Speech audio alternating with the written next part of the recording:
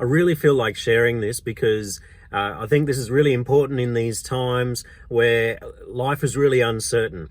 There are certain things, you know, I'm a Christian, I'm a Seventh-day Adventist Christian, and I believe that the earth is coming to an end one day soon. And one of the ways that I believe the devil is influencing the world today is through media and movies. And there's a recent movie that's come out called The Tomorrow War. But I want to tell you about it and why I think it's significant to particularly Adventist Christians. Have a look at the trailer here.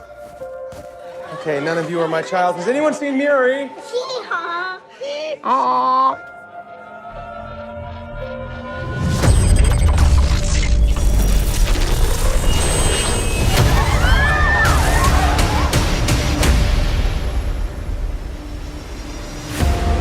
We are fighting a war 30 years in the future. Is this a joke? Our enemy is not human. We need you to fight. I got drafted. I will be back. Why is this happening? What about the teachers' deferment and the veterans' deferment? If I don't go, they're going to draft you in my place. But if something does happen to me, you and Miri will be taken care of. If something happens to you, Dan, 70% of draftees do not return. Sometimes a man does what's best for his family, not himself. Move your shirt, please. Wait, what's this for? It's just a test. Oh, a seatbelt. Was it a driving test? No? You don't have jokes in the future? This device facilitates your jump to and from the future war. 1 minute to jump. Oh, here, buddy. Take that. You just whip it around like that. How are you so calm? Long story. You ex-military? Yeah. Kind of a short story, I guess. 3, 2, 1. In 11 months' time, all human beings in the future will be wiped from the face of the earth. Unless you help us. I was trying to save my daughter. If I gotta save the world to save her, then I'm gonna do it. This is the end. The human species will disappear from the face of the earth. We are literally living on borrowed time. There's still a chance that we can stop this war from ever happening. So we gotta fight.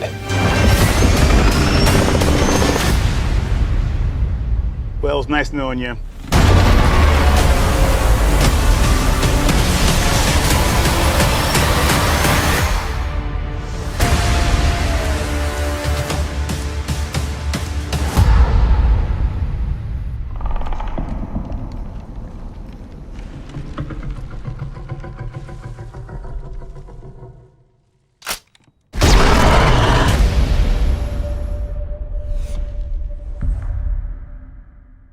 The Tomorrow War is set in the future, but only 1 year in the future. It's set in 2022, where what happens is 30 years on from 2022, a group of soldiers come back in the middle of a football field and say, hey, we're fighting an enemy. It's a global enemy. And we need your help to go and fight. And so they recruit people from present day 2022 and then take them through what looks like a rapture style transport into the future where they fight this enemy. Now, this enemy is like an alien sort of creature, and no one really seems to know where they came from or where they originated from, but they were just sort of always here on Earth, but sort of laying dormant for a long time. The interesting thing is that they're called white spikes. So as an Adventist, if you're an Adventist, you hold up the writings of Ellen White, who was a prophet for the Adventist church.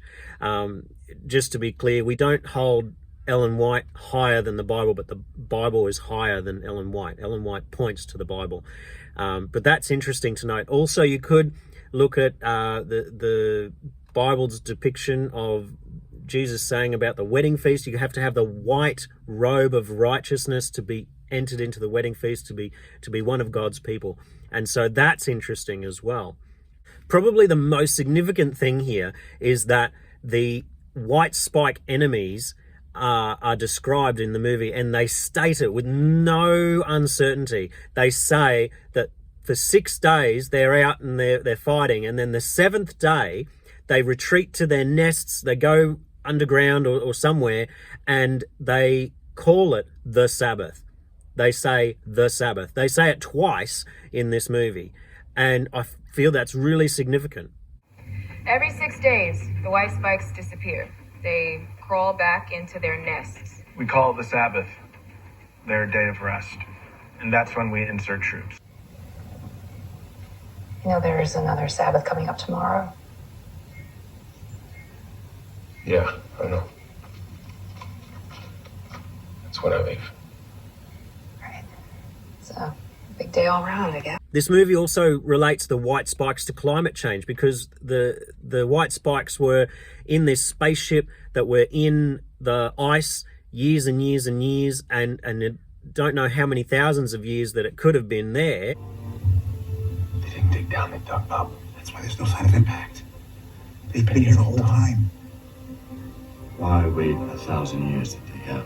Martin, can you bring up an ice melt projection for Russia? Yeah, polar ice melt, Russia 2023 to 2048. Here it is. They didn't wait it out. They thawed out.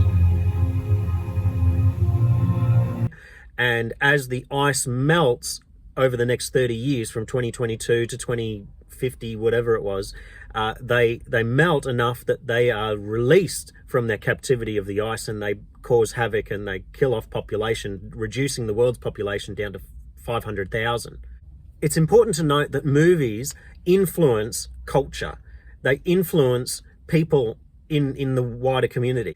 What's really interesting is if you look up Sabbath in news on Google, just Google Sabbath in the news, and you will find a bunch of different things. I've got some listed here.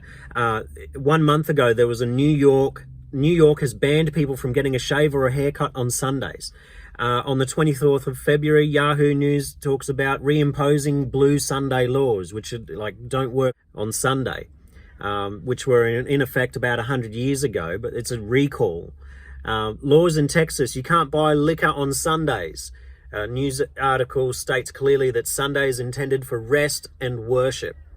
4 weeks ago, Snoop's published an article about what the blue laws are. Basically, no work on Sundays, re-emphasizing that again. But also it talks about 3 different penalties. This is interesting. The first one is allowances are removed.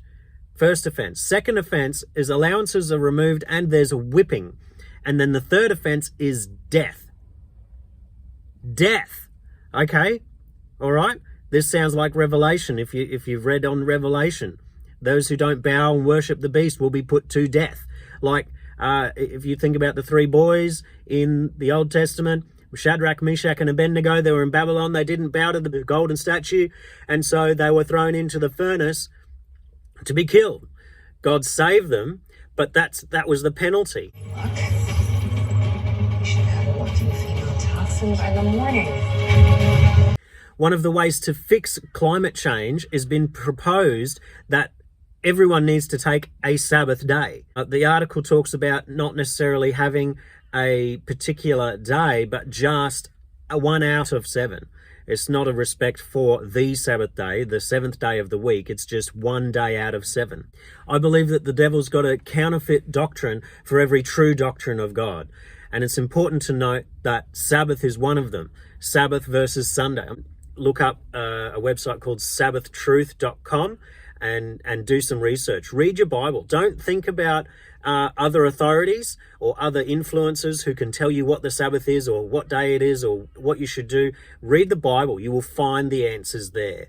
I just want to finish off by sharing just a bunch of Bible verses, because that's where we need to get our authority and what we believe about the Sabbath. Particularly in Genesis, God created the Sabbath in the beginning. It was like his finishing touch to creation. The world was created in 7 literal days. He didn't make anything on the 7th day, but he made a time. He made Sabbath. That was what he made in Genesis 2. You can read that one. The Sabbath commandment is asked to be remembered. The Israelites come out of Egypt in Exodus 20, and God tells them to remember the Sabbath. So it's not a new thing. It's something that was established before, and God's calling them to remember it. Sabbath is a sign that we belong to God. Ezekiel 20, verse 12. Jesus said, people were not made for the good of Sabbath, but the Sabbath was made for the good of people. I like how this particular translate puts it. It's made for our good, and that's in Mark 27. Sabbath is a day of joy and worship, and not to do your own pleasures. Isaiah 58, 13 and 14. Jesus also, it was his tradition to keep the Sabbath, Luke 4:16.